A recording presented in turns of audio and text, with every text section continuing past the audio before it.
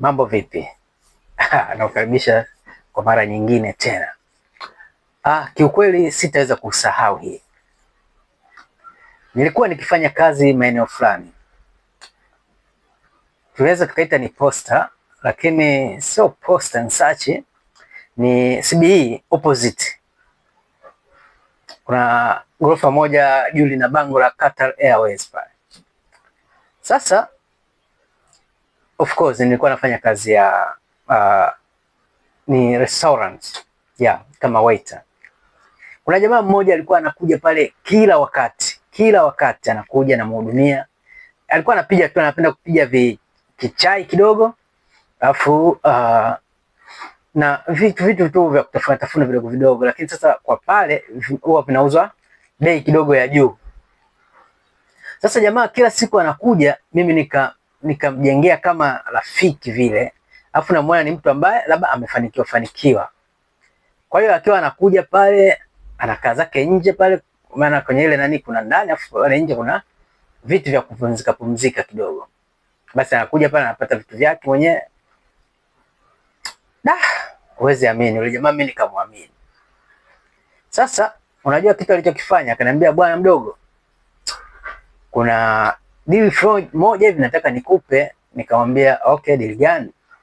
Akaniambia bwana, mimi nafanya kazi kwa Muhindi Patel, ni store.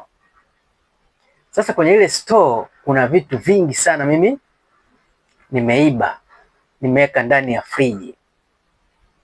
Friji inaitwa Western, kitu kama hicho nimeiba. Kwa hiyo mle ndani nimeweka laptop, afu vocha hizi ninazoziiba kimejaa kisado vocha, vile visado vile vidogodogo. Lakini sasa pale nataka nitoe, mimi nitashindwa kutoa. Kwa hiyo cha muhimu nataka wewe ukaninunue lile friji, afu ukilitoa nje, basi vile vitu mimi na wewe tutagawana. Nikaskuti, nikasema mbona hela hii?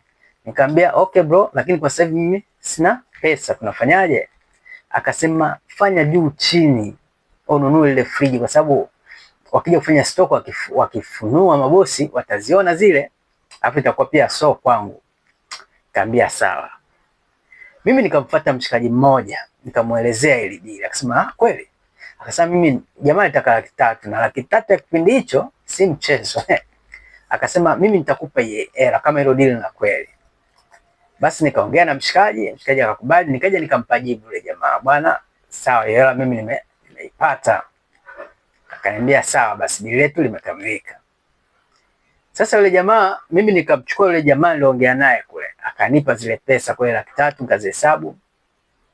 Nikaja naye mpaka town pale, nikamwona yule mshikaji akaniambia weka hizo hela kwenye bahasha. Nikaweka kwenye bahasha, alafu akanionyesha bahasha yake fulani, akasema andika maandishi kama haya hapo juu ya bahasha, ili ijulikane ili friji ananunua ni mtu fulani, kwa sababu kuna Wahindi wakinunua store wanapewa kutoka store, sio dukani. Nikamwambia sawa. Nikamwambia lakini haya maandishi mimi siyawezi kuyaandika. Akasema usijali, mimi nitakuandikia. Sasa yule jamaa kumbe ana bahasha ambayo amejaza makaratasi kama afu yana maandishi yale. Kwa hiyo nilipokuwa nampa ile aniandikie, yule jamaa akanipa bahasha, maana alisema ifunge kabisa. Kumbe akanipa bahasha ambayo ina makaratasi, lakini pale juu yana maandishi sawa. Akaniambia haya, twendeni. Au tukaongozana.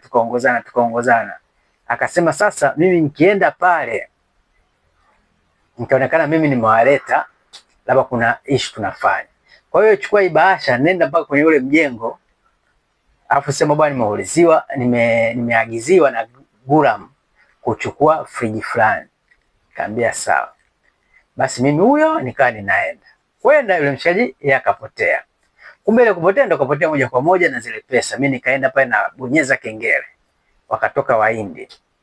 Nikaongea nao pale, nikawapa ile bahasha. Akasema bahasha nini? Nikamwambia bwana, nimeagizwa friji hapa. Hapa tuuzi mafriji sisi. Tunaona nyumba ya mtu hapa. Ani aliposema vile tu akili pale ikafunguka pap, nishapigwa. Nikaja mbio kumwangalia jamaa hayupo.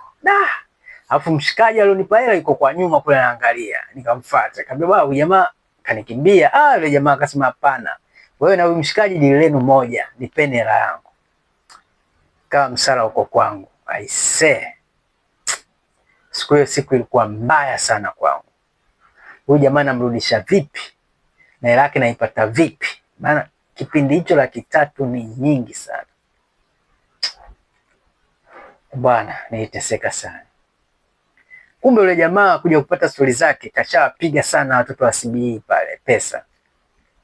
Kwa hiyo na mimi nikaingia kwenye mkumbo wa kupigwa, afu nimepigwa pesa si ya kwangu. Kwa hiyo usiamini sana, usiseme sijakwambia. Kuwa mwangalifu, watu wana mbinu nyingi sana za kuwachukulia watu pesa. Bye bye.